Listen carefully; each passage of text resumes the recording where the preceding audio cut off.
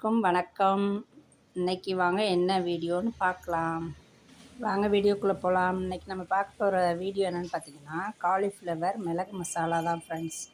Okay, cauliflower மிளகு மசாலாவுக்கு தேவையான பொருள் இது காலிஃப்ளவரை சுடுதண்ணி வச்சு அதில் மஞ்சப்பொடி போட்டு நல்லா கழுவி எடுத்து வச்சுருக்கேன்.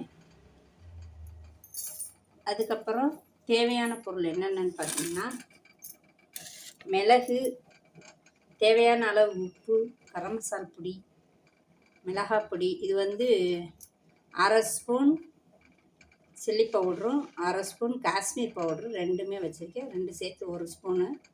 இது பார்த்திங்கன்னா சோம்பு, அப்புறம் மஞ்சப்பொடி. அவ்வளோதான் ஃப்ரெண்ட்ஸ், தேவையான பொருட்கள் இவ்வளவு தான். அடுத்து நம்ம வாங்க செய்முறை பார்ப்போம். இப்போ வடை சட்டி வச்சாச்சு. நம்ம ஸ்டவ் ஆன் பண்ணிடலாம். ஸ்டவ் ஆன் பண்ணியாச்சு. வடை சட்டி காயட்டும். காய்ஞ்சதுக்கப்புறம் நம்ம எண்ணெய் விட்டுக்கலாம்.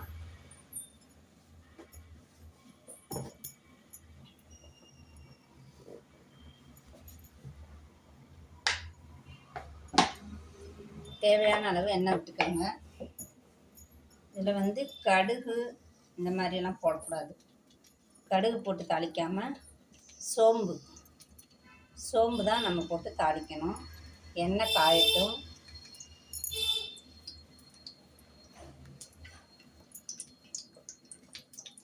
எண்ணெய் காய்ஞ்சிடுச்சு. சோம்பு போட்டுக்கலாம்.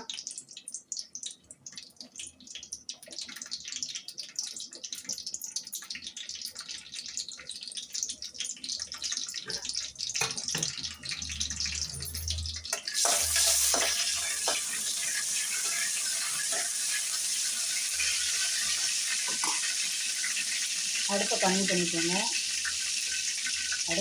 அடுப்பு கம்மி பண்ணிவிட்டு இப்போ நம்ம எடுத்து வச்சுருக்கிற பொடி எல்லாமே போடணும். கரம் மசாலா பொடி, மல்லிப்பொடி, மிளகாய் பொடி, எல்லா பொடியும் போட்டுறணும். மிளகு பொடி மட்டும் போடக்கூடாது. மற்ற எல்லா பொடியும் இதில் போட்டுறணும். உப்பு அடுப்பை நல்லா குறைச்சி வச்சுக்கோங்க. அடுப்பை சிம்மில் வச்சுக்கிட்டு நல்லா போட்டு அதுலேயே காலிஃப்ளவர் நம்ம க்ளீன் பண்ணி வச்சுருக்க காலிஃப்ளவரையும் இதில் போட்டுருங்க.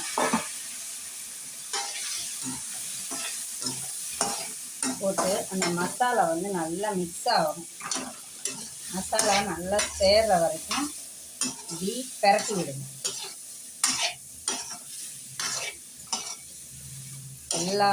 எல்லா காயிலையும் மசாலா, உப்பு எல்லாமே நல்லா சேரணும். அது வரைக்கும் நம்ம கொஞ்சம் அப்படியே பெரட்டி விடுங்க.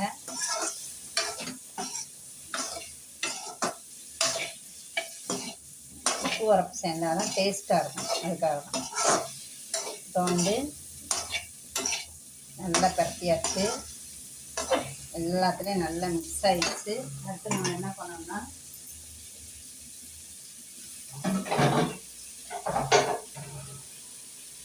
காலிஃப்ளவர் முங்குற அளவுக்கு தண்ணி விட்டால் போதும். ஏன்னா காலிஃப்ளவர் வேகணும். நம்ம சுடுதண்ணியில் போட்டு சும்மா கழுவி தான் வச்சுருக்கோம். இப்போ காலிஃப்ளவர் முங்குற அளவுக்கு தண்ணி வச்சா போதும். இதுதான் அளவு. இந்த அளவுக்கு வச்சு வேக வச்சிடணும். நம்ம மூடி போட்டு வச்சிடலாம். காய் வேகட்டும்.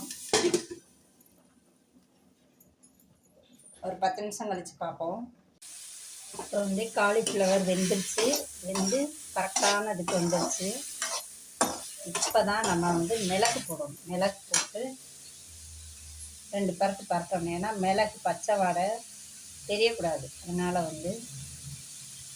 மிளகு பொடி போட்டதுக்கப்புறமும் அதில் நல்லா சுருள வதக்கணும்.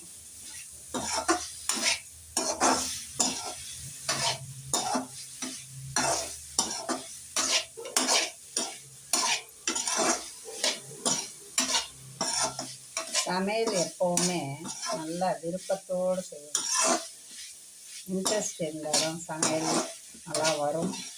சாப்பிட நல்லா டேஸ்ட்டாக இருக்கும். அவ்வளோதான். மிளகு பொடியும் போட்டு நம்ம 2 நிமிஷம் கிண்டியாச்சு. சுருளாக வதங்கிடுச்சு. பார்த்தீங்களா? அதாவது இருக்கா அடியில் தண்ணி எதுவுமே கிடையாது.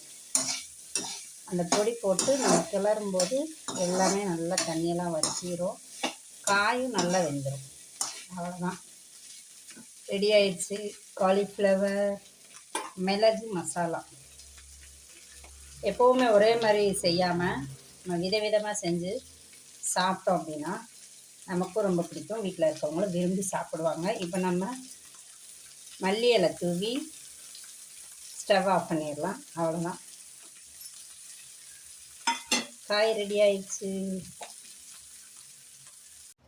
அவ்வளோதான் ஃப்ரெண்ட்ஸ், காலிஃப்ளவர் மிளகு மசாலா அவ்வளோதான் ரெடி ஆயிடுச்சு. நீங்களும் உங்கள் வீட்டில் செஞ்சு சாப்பிட்டு பாருங்கள், டேஸ்ட் எப்படி இருந்துச்சுன்னு கமெண்ட் பாக்ஸில் சொல்லுங்கள். வீடியோ பிடிச்சிருந்தா லைக் பண்ணுங்கள், மறக்காமல் சப்ஸ்கிரைப் பண்ணுங்கள். பாய்.